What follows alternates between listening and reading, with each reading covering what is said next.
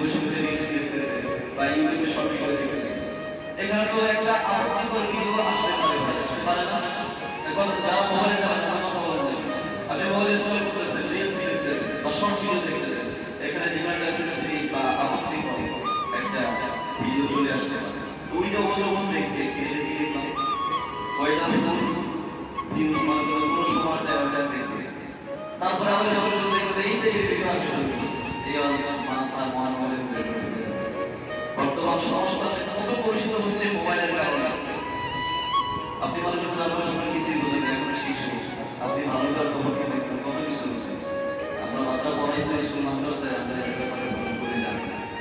এই জন্য এই 10 বছর বয়সে কিছু আশা করে কারণ এই 10 বছর পর থেকে তাদের মনের মধ্যে একটা খায়েশা এটা আসে আস্তে আস্তে এবং প্রকৃতিগত শারীরিক একটা চাহিদা বা এই জিনিসগুলো তারা তখন বুঝতে শিখে। এই জন্য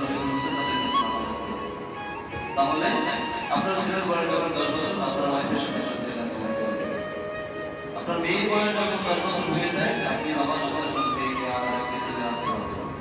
অনেক সমস্যা দেখে ভাই বোনের জন্য একসাথে লাগে না।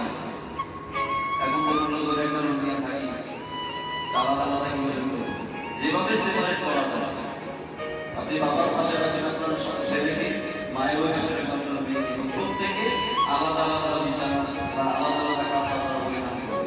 এই মাসলা এখন অনেক মাসলা আছে আলোচনা, এবং প্রাপ্তবয়স্ক দুইজন নারী হোক বা দুইজন পুরুষ হোক, তারাও এক কাঁথা এক কম্বলের নিচে ঘুমাইতে পারবে না। এটাই বিধান।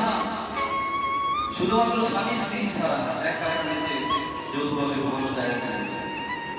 কারণ আপনার সন্তানরা আসলে বাবার সাথে ঘুমাই, ঘুমের মধ্যে আপনার কাপড় চাপড় ঠিক না থাকতে পারে না ভাই, আপনার সংসারের হাত পা ঠিক থাকতে না পারে, একটা স্পর্শ করার জায়গায় একটা স্পর্শ হয়ে যেতে পারে।